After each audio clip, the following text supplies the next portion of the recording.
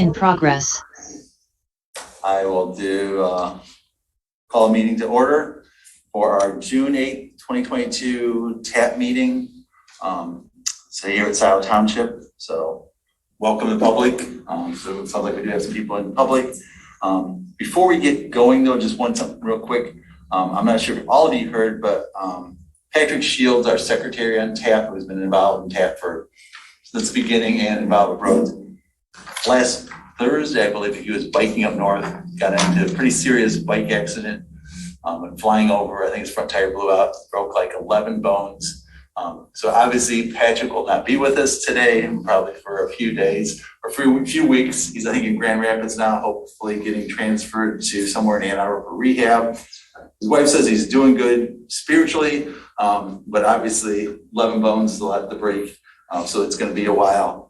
So I guess I do need someone for today to step up to be secretary, because he usually keeps the notes, and you don't have to do this high standard that Patrick does. Really just have to keep track of, who at public comment, because these are being recorded. If we pass any motions, those type of action items is really what needs to be in the minutes. So if someone would be willing to do that for today's meeting, I would appreciate it. I'm going to pass on that because I'm LPC secretary. So okay, I get it. Anyone else wanting to step up for today? I'll take a stab at it. Okay, thank you, Chris.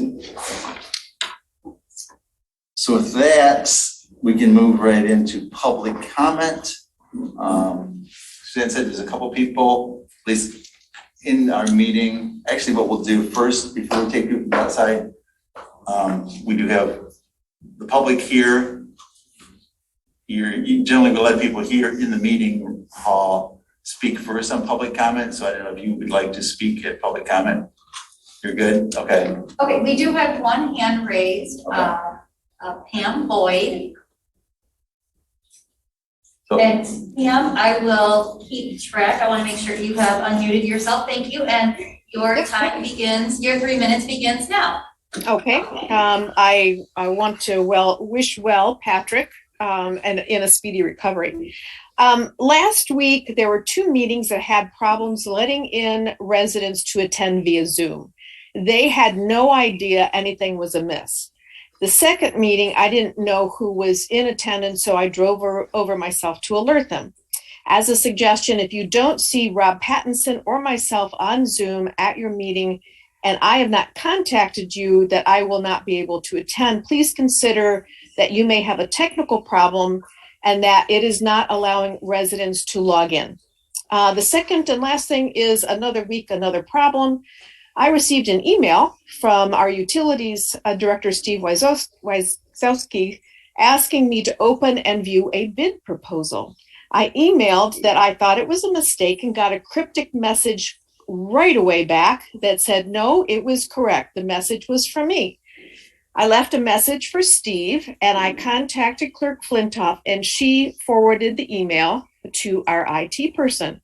It was a phishing scam and it can steal your ID and login information. So this email came directly from quote unquote Steve with all of the bells and whistles that you would think it was legitimate. So please be aware of ways you can detect that you might have received a phishing email scam, even from the township, because you don't want your information stolen too. So thank you. That's my comment. thank you. Anyone else? I don't see any other hands raised, but I do want to give one person was just admitted to the meeting, and just to allow everyone the opportunity for comment during the public comment period.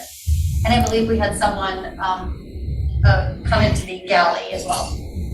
Hey, thank you. This is Jonathan, but I will pass. Okay, thank you. Ma'am, you just walked in. This is the time for public comment? No, fine. Okay, okay.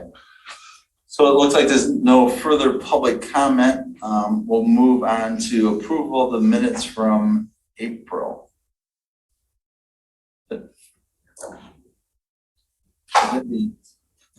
May? No, we didn't have. Oh, that's right, yeah, and we It is canceled that June. meeting. Sorry, we're getting all of our months mixed So up this is from already. April. So is there a motion to approve the minutes from April? Motion, Suzanne? Second. Okay. Any changes, revisions necessary, needed? Okay, all those in favor of approving the minutes from April, say aye. Aye. Opposed? Ayes carried. Is there a motion to adopt the agenda, the June agenda? A motion to approve that? I'll move that. Okay, Liz will move it. Support, Suzanne? Suzanne. Any changes or modifications to the agenda? Hearing none. All those in favor say aye. Aye. Opposed? Okay. Okay, approval of the consent agenda. Basically, we have reports from the April meeting, correspondence to tab, quadrant reports are attached, and township committee reports are attached. So is there a motion to approve those items in the consent agenda? Yes, so moved. So move, please. Support, Suzanne? Okay. Any further discussion? All in favor say aye. Aye. Opposed? That's carried. So, TAP business, email from, Scrud, I really don't like that name, but Scio Ridge subdivision, that's the non-motorized. That did get approved by the township, so that is moving forward. That was, we took that to our, I guess it was our April meeting, and we then took it to the township board. It was approved, so now Washington Engineering is starting on engineering work for the sidewalk work. The plan is for them to do this design work, get the permits. We bid it out in 2023 with construction occurring in next summer, a year from now. And that's usually about the time it takes, get things under design, get them permitted from all the agencies, get their comments, get some public input, and then build it a year from now. So that's pretty much the norm. People think, they think, oh, can we do it this summer? It's generally going to take a year, sometimes 2 years, depending on how complex it is. But just to update, it is our next step. It's got approval, it's got funding, so we're doing design on that project. I'm trying to think. Email from Right Towns. Oh, that was regarding, I'm trying to remember my emails, what I sent. I think that's the other one on the committees, right?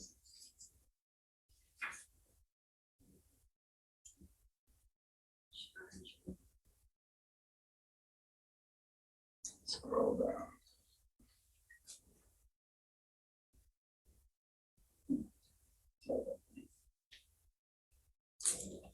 Yeah, just talking about Steve, Patrick, and I are going to be on the transportation alternative for the road advisory committee combined, figuring out about the renewal of the millage. So we did have our first meeting a week or so ago. We're actually supposed to meet next Monday, but we'll probably postpone that with Patrick being out.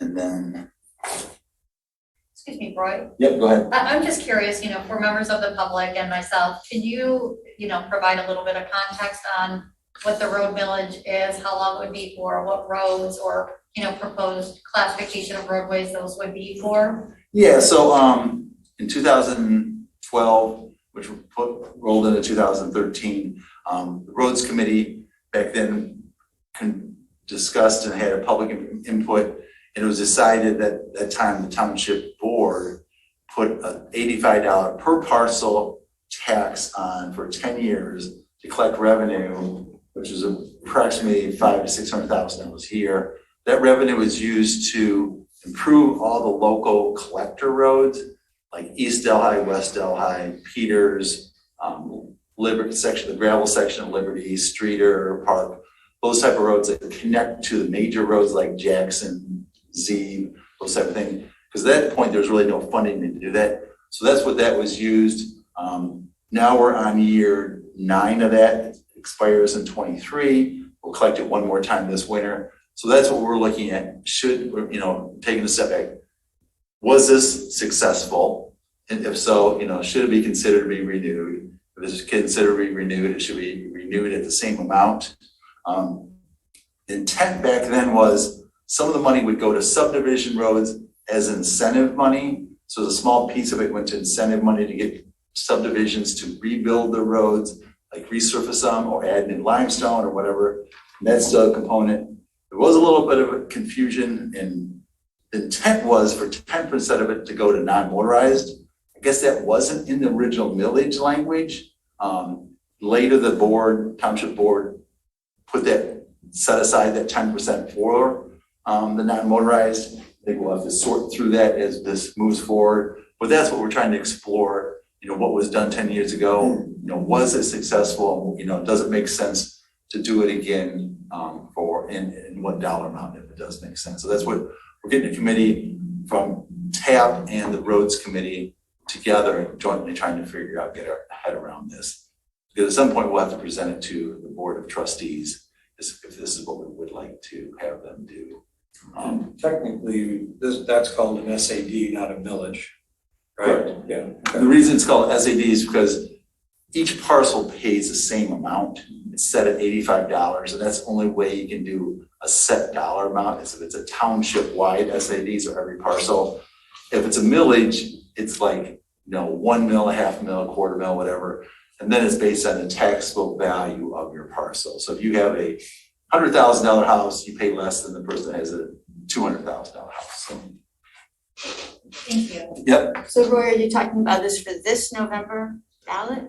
No, so the other thing with a special assessment district, the township-wide, the township board has public meeting, and they're the one to decide a thumbs up or a thumbs down. Oh, I see, okay. If it's a millage, then it's put on the ballot I hear you. before the voters. And that's another good question is, should next time be a millage, which would be voted on by the people, or a special assessment, which is voted on by the township board? Okay.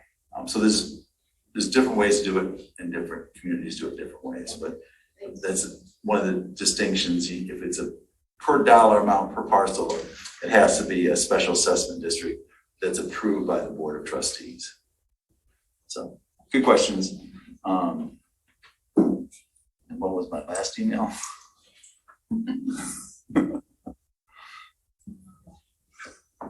Oh, the budget for Zeeb Road, about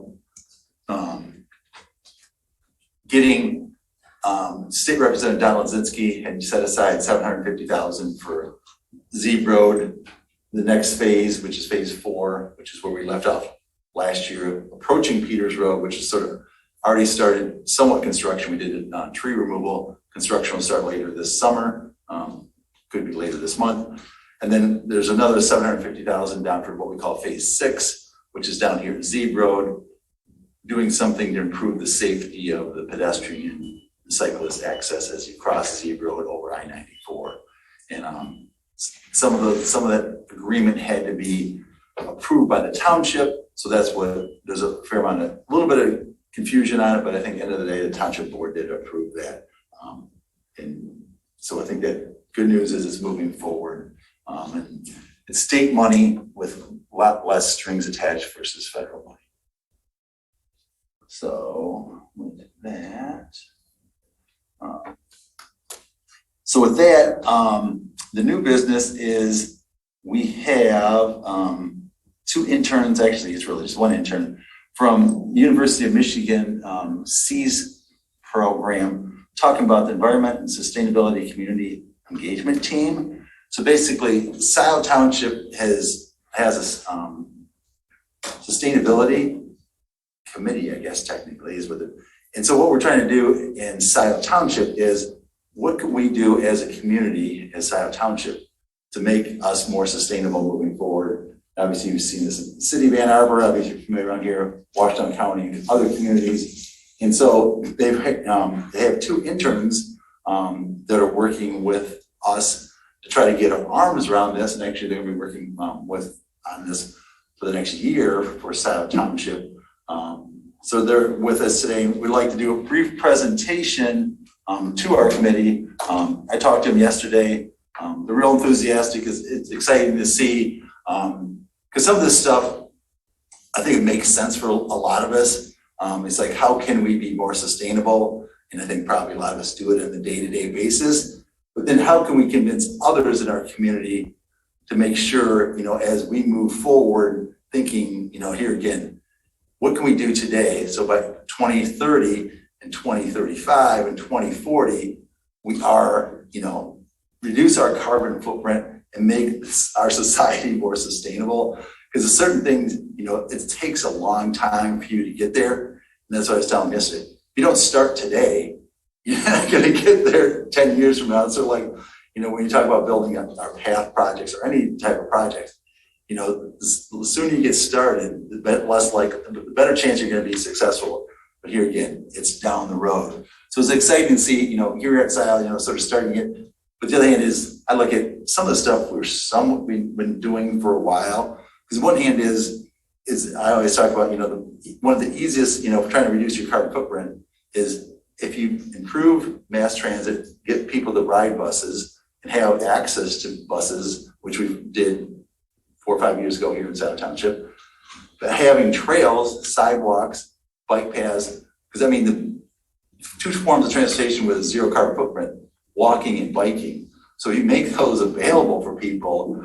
So those are some of the things, we've sort of been doing here at Scio, and we've got a long ways to go. But we were thinking about this, 10 years ago. So some of those things are in place, but then how can we do more of it to make it more impactful going forward? So with that, I guess I'll turn it over, turn it over to their PowerPoint presentation.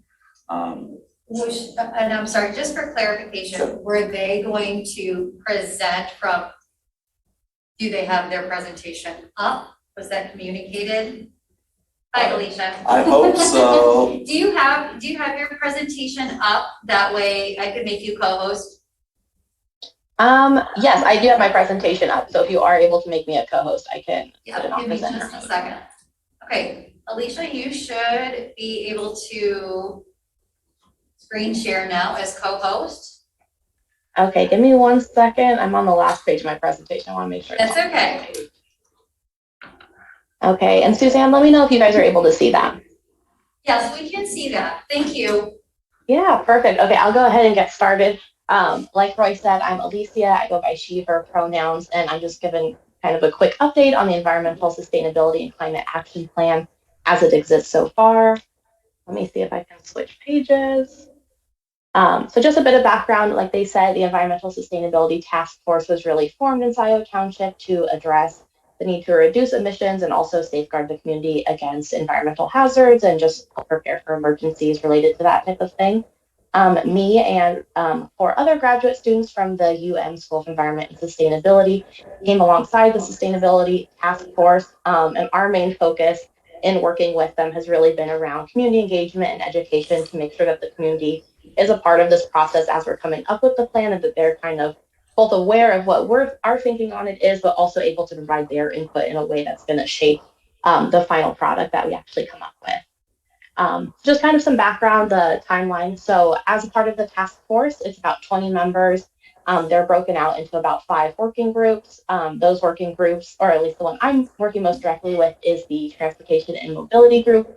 There's also a group looking at waste, a working group for emergency preparedness, one for energy and buildings, and then another one that's looking at natural ecosystems and agriculture and food systems. So each of the working groups, which is about 3 to 4 people, came together and they developed goals, strategies, and actions relating to their topic area. That was kind of the initial phase of what the task force worked on. And now we're kind of moving into this next phase where now that we actually have goals, we want people to provide their feedback on it. And that's the main part where our master student team is kind of coming into it. So we have a couple of main ways that we're hoping to get community feedback. The main one is really going to be a community input survey, which we are hoping to send out on Friday. And it'll be included in the township newsletter that goes out in July. But that's really with questions that the working groups want to know the answers to kind of get feedback on how people feel about the goals, whether they need to be tweaked or whether they can be made just in a way that is more suitable to what would be most beneficial to Scio residents. We're also doing interviews, like what Roy said, of just speaking to experts and people who are on committees, commissions, and part of organizations in Scio that are particularly involved in sustainability, or that their work really closely aligns with what the climate action plan is hoping to accomplish. We're also doing focus groups that are going to be open to the public, as well as with HOA groups in Scio, and then attending public events. So we have the opportunity to talk to people directly, including at the Ann Arbor Green Fair that's going to be this weekend. And then after we've kind of done some of this community feedback, we've gotten the survey results and interview results. We're going to create recommendations and send them back to the working group so they're actually able to take that feedback and really implement it and put it into the climate action plan. And then ultimately, of course, Scio Township wants to release their first climate action plan. You know, it's going to be a first iteration. Like Roy said, this is something that is a process that's going to take years and years to get towards carbon neutrality, but it's a process that we want to start now and hopefully build upon. So that's kind of a general outline, and just looking at the transportation and mobility goals in the plan specifically. The overarching goal, of course, is to reduce carbon emissions produced by transportation in Scio Township, and that's kind of a twofold approach of what they've developed so far. On the one hand, it's going to be so important to electrify, whether that's personal vehicles or buses and things that people are taking. But on the other side of it, and I think the part that's really related to what TAP is working on, is just reducing the number of miles driven by Scio residents. And such a large part of that is going to be how to both create a network of safe, attractive, well-maintained pathways for folks who are able to walk and bike throughout the township, whether that's for recreation or just for transportation purposes. And then also having a safe and useful network of public transit that is accessible to people. So I think a large part of that, part of the climate action plan, really ties into the work of TAP. And I think the reason we wanted to present this to you and kind of share what we're working on is to get an idea of if this is something or how that you see TAP kind of fitting into this work. So this kind of the rest of the goals that I was talking about, but just curious, and I would welcome feedback or discussion from the committee members on how you see TAP's work overlapping with the climate action plan, and are there concerns or recommendations that you have at this stage after kind of seeing what we have put together so far.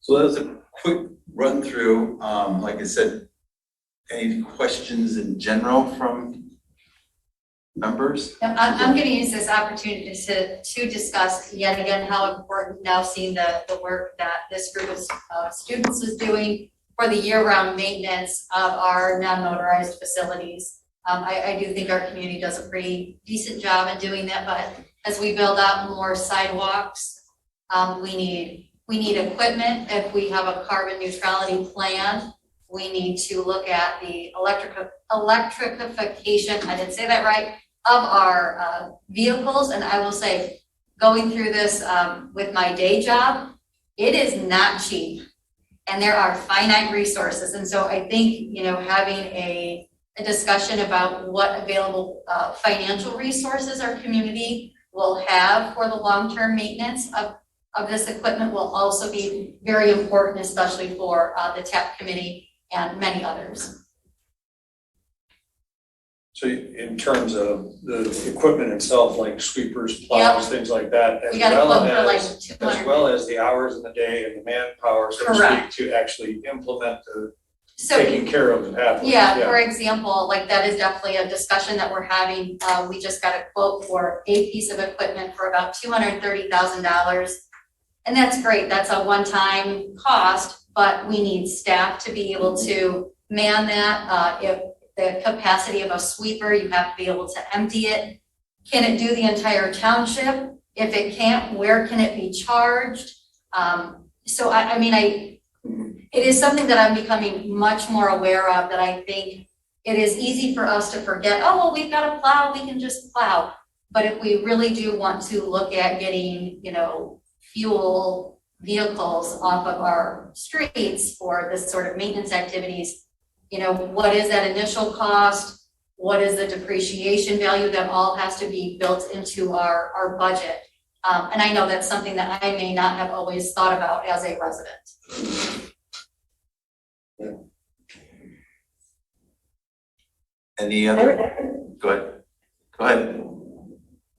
No, I really appreciate that feedback because that is so important of how we're actually going to maintain this thing once it's developed. And I think another aspect of that too, which maybe you guys might have some good feedback on, is like as we're developing these resources, as this network of pathways is being developed, are there ways that we can communicate what's available to residents so that they know, oh, now that this section has been built out, there actually is a very clear pathway for them to take. I think, especially with the bus routes too, like, is that information presented in a way, or is there a way that we can share that with residents that makes it more appealing to them or makes them more aware of what the resources that already exist are?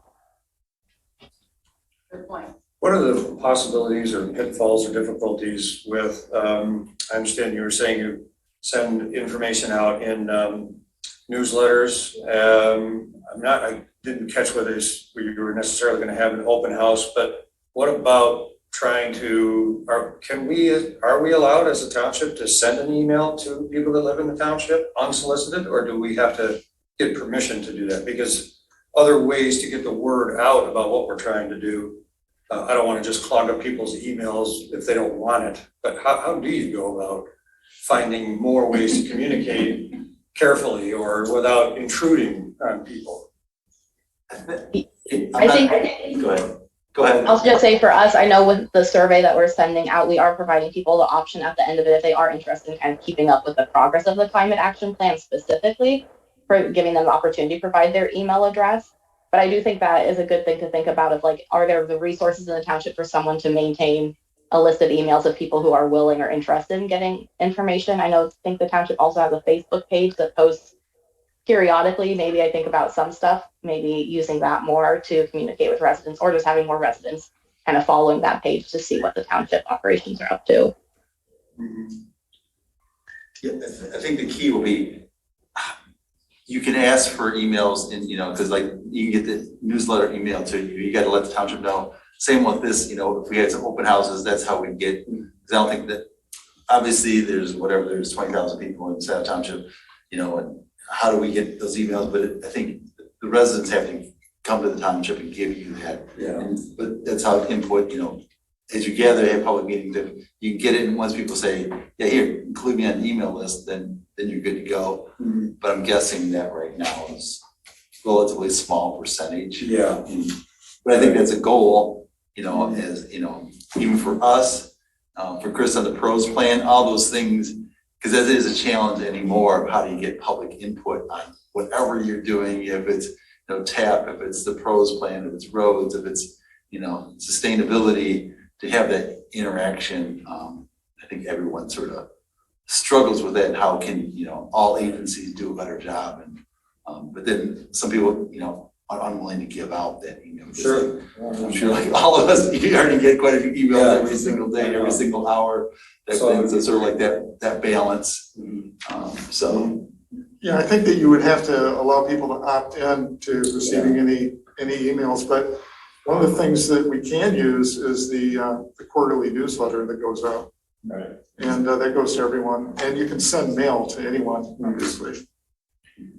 And then I guess, is there a social media presence that we have as a township in terms of somebody, I think it was Facebook was mentioned, but are there Twitters and other things to see? Of course, I'm not super into all that, but other people are, I'm sure. Are we on Twitter? I don't think so. Yeah, okay. Well, I think the challenge is again, day job. Right. Public engagement is not just a single stream effort, utilization of existing apparatuses for communication, because the other pieces are very, very time consuming. And in order to really build up that following, it needs to be 1 to 2 times a day and regular. Like it needs to happen. And I'm not sure if the township right now has someone dedicated to maybe like marketing, that level of kind of community engagement. I'm not sure, but doesn't sound like it. It is, there are like agencies that help whole departments that just do that. And I know our township has only so much capacity right now. Right. Okay. Some of our communities have used constant contact in the past, and that seems to be very effective at getting out to everybody. It is another one of those situations where they have to opt into the program. And I don't pretend to know what the cost is associated with that. But that would be something that the township, I think, at the board level would have to decide, this is something we want to use to improve outreach to the residents. In the meantime, the newsletter is really a great resource. We are definitely using that for pros, and I'll touch on that in a little bit. Great, thanks. The other thing, if anyone from this committee is interested in doing the one-on-one interview, or, it took like 20 minutes yesterday. They are looking for others to do that one-on-one interview, try to get input and feedback. So I think we have Alicia's feedback or contact information in here. Yeah. Yeah, correct. So, so that's something, because they're trying to do that, so I look at, we're already volunteering, committing whatever, so many hours a month. But if you're willing to find another 20 minutes or something and, do that, I think it would be much appreciated. As, it doesn't have to be, this week, next week, but as this, because it is a 12-month, 11-month, process. But the more input we can gather as a township from residents from Scio, I think the more successful it's going to be. Great. So with that, anything else? No, that's perfect. I really appreciate all this feedback, and it's definitely something I'm going to take back to the task force. And like you said, I would love to speak to anyone directly that has the time, including members of the public or residents that are there if they're interested in finding out more about the climate action plan. Again, our email address is open to everyone, and we'll be working on this for about the next year. So there's definitely plenty of time in between now and then to connect. But thank you for providing me the time during this meeting. I really appreciate it. Thank you. Thank you. All right. Roy, do I understand correctly that Alicia is asking for the public to schedule one-on-one interviews regarding specific plans? She's looking for more people like us on these committees that have been, eventually they are gonna go to the public, but I think the first step is more like township officials, people on the committees that we're on. At least that's my understanding. But she tells me, yes. So we She can just just make said comment. public could do an interview, she just said that. Right. Sorry, I should have been more clear. Looking for targeted interviews with folks who are on committees or part of organizations or through their work feel like they're particularly connected to sustainability. But also if there are members of the public who want to reach out to that email address, whether with that's questions or feedback or comments, that is more than welcome as well. All right. Thank you for clarifying. Okay. With that, we'll move on to old business pathway evaluation system discussion. Chris? I'm actually going to wrap that in with the discussion of the pros plan and kind of get you up to date with what's going on there, because the evaluation system, I think we're going to be able to bring out to the public for input at the upcoming meeting that's planned for July 13th. That is the same day as next month's scheduled TAP meeting. So what we're going to do, let me take a step back. With the pros plan, we formed a steering committee that consisted of Patrick Shields, Andy Turner from Parks, and Will Weber from LPC. And that steering committee is going to help me do preliminary evaluation of any drafts that we put together, give advice on things like the questionnaire that we're going to be sending out or have available for the public that was actually included in the packet, and so on. And basically they're going to act as a filter to make sure that I'm giving information that isn't completely off base before they pass it off to the various committees for input from there. One of the things that we talked about at our preliminary meeting was having a joint meeting between Parks and TAP next month and having that in the form of an open house. And we've talked about having an open house here in the past. So what was decided was we were going to have this open house from 5 o'clock to 7 o'clock here in Township Hall on July 13th. And at that open house, we'll have an opportunity then to, as I was just starting to say, put out the trail matrix feasibility. And that's where, as you may recall from previous meetings that we've had, we've pulled together all the different routes that were shown in the previous pros plan and in the master plan So now people will be able to look at that and say yes or no about certain routes. And we actually did this exercise at another community recently where we give them a piece of string that's equal to 2 miles and say, you've got 2 miles, pin it on the board anywhere you think a trail needs to go. It really got people excited, and it's a little bit more tactile and a little bit more fun than just saying, well, I'm going to draw something here or write it out. So that will be going on, and obviously we'll be highlighting what TAP has accomplished over the past several years. Actually, since you guys have been, since your inception, because you weren't around at the last, for the last PROS plan. So it's going to be a really great opportunity for you to meet the public face to face, and hopefully we have a really great turnout. We are also going to be putting out an online survey, and at the back of the questionnaire or of your packet, there's some sample questions. What I'm going to do is go to the steering committee and say, hey, look, I'm going to try to have a draft of the online survey ready for them tomorrow. So they can take a look at it and say, yes, these questions make sense, or this format makes sense. No, this doesn't. Let's take that out. And then we'll send it out to everybody. I'm hoping early next week so we can get just, again, any glaring errors, you let me know, we make the corrections. And then that survey is going to run from July 1st through August 5th. Both of these pieces of information are going to be in the township newsletter. I need to get an official link to Mary Gillis by hopefully sometime next week.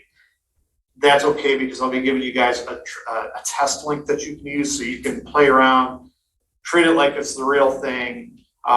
It just won't record your answers, and that way I can make any final adjustments before we make it live for the public. In regards to the steering committee, unfortunately, as I said, Patrick Shields was the TAP representative. And Patrick, if you're watching, I don't think you are, but if you are, we're going to really miss you and hope you get back here quickly. But I would really appreciate if we've got somebody that can at least fill in for him in the next month or two. The tasks that I would give you are pretty minimal. It's basically, again, just kind of looking at anything that is going to go out to TAP as a whole before TAP as a whole sees it, and just let me know if I'm on track with what you think TAP's goals are. We've already had a kickoff meeting.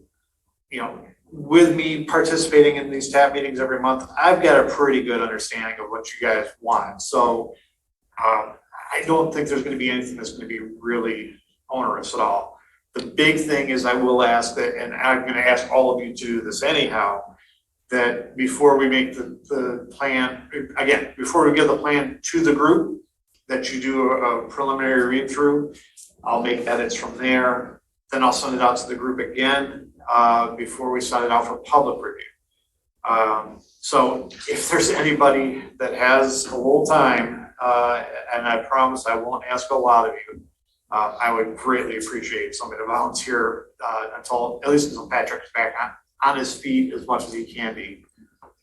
So is there anyone that would like to do that, serve that role for the next 2 to 3 months until Patrick is back in? I'll give it my best shot. I mean, That'd be great. I'll do what I can, try to help. Okay. Sure. Yeah. Perfect. Thank you, Steve. Yeah. Just for anybody in the public that hasn't gone through this kind of a process before, and for anybody here that hasn't gone through it, the way things are going to work is, as I said, we're going to have this public participation component going through August. In the meantime, we'll be drafting or pulling together a draft of the plan, tweaking the language here and there that's in the existing plan. The TAP component is going to be new, so there's going to be a little bit more. Actually, it's kind of nice because it means we get to write from scratch, and we don't have to worry about making sure everything matches exactly with the previous plan. Once we have the first draft ready to go, I'll give it out to the 3 committees, so LPC, Parks, and TAP. You'll review it, and once you give me your blessings, then we have to put it out for a 30-day public review period. That public review period has to be noticed in the local paper, and that gives anybody who's interested in the plan, a chance to look at it, make comments through email or whatever form. Obviously, anybody that's here tonight knows that coming to these meetings are actually the best way to give us feedback, and so you'll have multiple opportunities to chime in on what you want to see happening with the pros plan and with trails and parks in general. After the 30-day review period is complete, we would then have a public hearing in front of the township board. Or actually, let me, again, after the 30-day review period is complete, I'll come back to you again and say, this is what people said during the time period. Are there any additional changes you want? And if not, I'm going to ask you to pass a resolution in support of the plan, which we will then give to the township board. The township board will then have a public hearing. At that public hearing, again, it's the last opportunity for the public to say what they want to see changed, if anything. And if there are no comments, they will formally adopt the plan at that point. We have to have the plan uploaded to the DNR website by February 1st, 2023, which sounds like a long way away, but it's gonna go really quickly. So that's the goal for the next couple of months. I'm hoping to have a draft ready for public review, a draft ready for you folks to say yes or no, we can put it out for public review by September. So even though, this is the public participation component is going to be going through August 5th, that gives me a few weeks to then tweak things at the end. Anybody have any questions on that?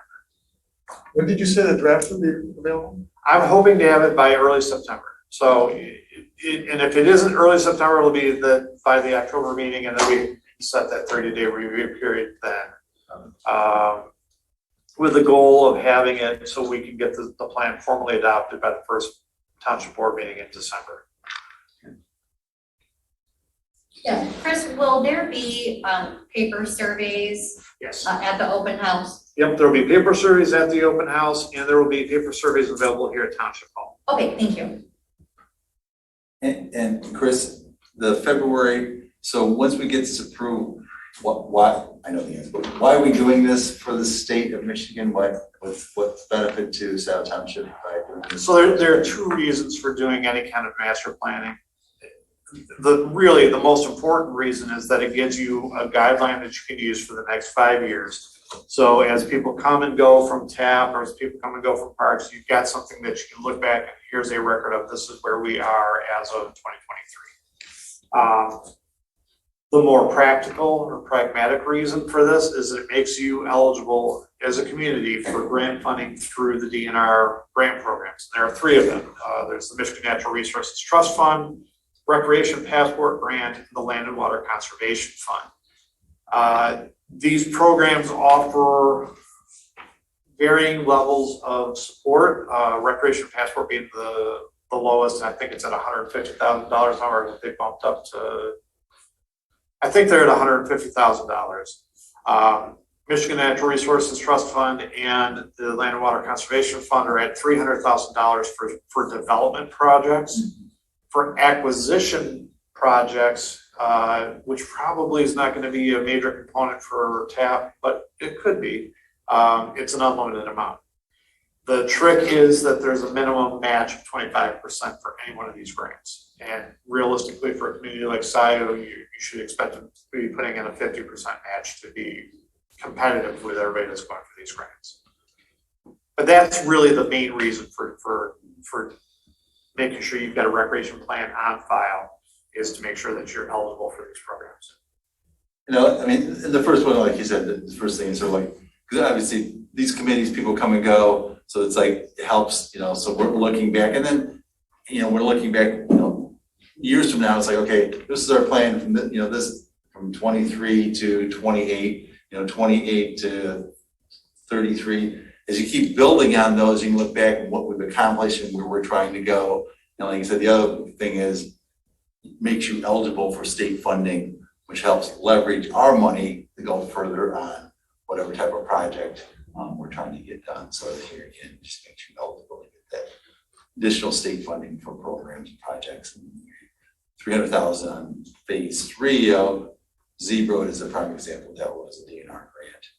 I'm guessing there's probably been some others in Scio, I really don't know for sure, but I know Washington County, there's been quite a few other communities that have gotten trust fund grants for projects. And so it's a fun, the good thing with the trust fund, trust fund, I think it's like fully funded, which means it's probably gonna be around for a long, long time, because they're building it up, and now it has, I don't know, a few $1 billion, whatever that number was. Yeah. So I think it's gonna be there for, and I think it's protected in the Constitution, so it's not something that, it's here today and gone tomorrow. It's been around a long time, and it's probably gonna be around for probably ever, I think. So those are some of the things that, as we're trying to leverage money, having this in place, one is a benefit to the community, so that we can, gather all the input, what do people want, put it in this document, and then we have that document to use for the next 5 years and to leverage fund. So it's very useful. So, any questions for Chris on, I guess, either of these initiatives?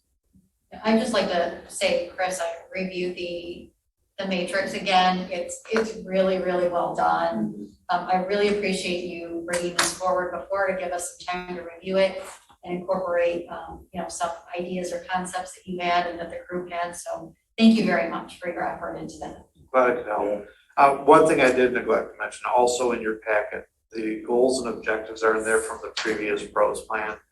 I would again invite you to look them over. I don't think that we really want to go over it tonight, but be prepared to talk about it at the open house next month, because if you have ideas, you all have my contact information, and feel free to write me at any time.